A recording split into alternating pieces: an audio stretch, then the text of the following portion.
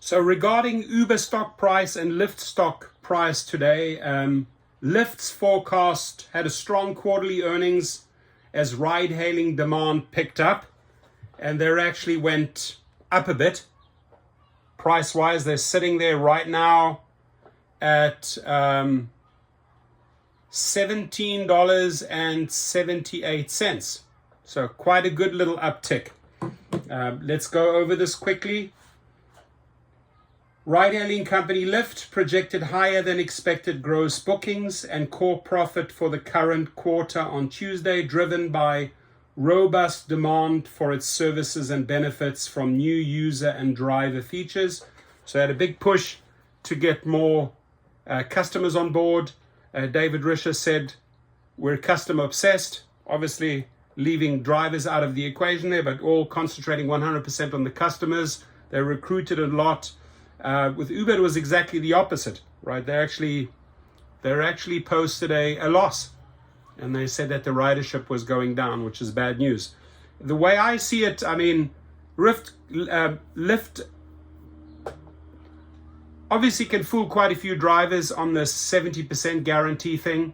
They maybe made the rates a little bit more favorable to their passengers, got a lot of Uber passengers, Uber riders into their network.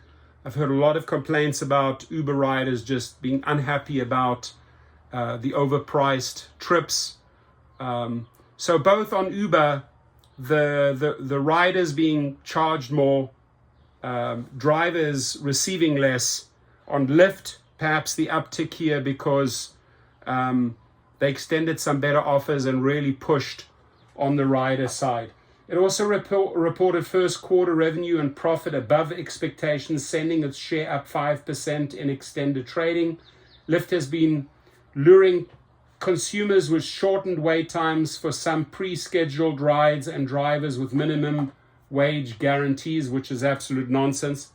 As far as that minimum wage guarantee for drivers, complete and utter lie. That's 70% bullshit, while trimming costs to boost profitability. Since CEO David Risher took charge last April, the company has cut hundreds of jobs, reduced the firm's losses, and managed to keep fare increases in check. Lyft slashed costs by 13% and narrowed its net loss by 78% in 2023. The company's shares rose 36% over the last year. There it is, right? There's the graph. And by the way, the link is going to be below. Lyft is benefiting from the industry-wide trend of a pickup in ride-hailing demand and its strong execution of new functionalities, Risher told Reuters in an interview.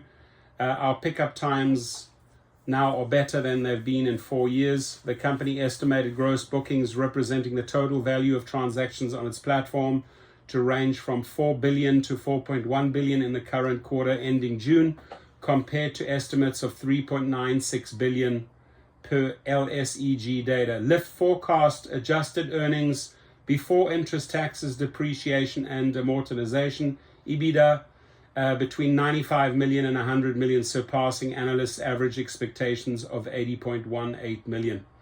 Lyft's primary competitor, Uber Technologies, is scheduled to release its quarterly earnings before the market opens on Wednesday. They've done that already. That's going to be a separate video. Uber expands market share in the US, but we'll report on Uber separately in a separate video. So basically, Lyft going up, Uber going down.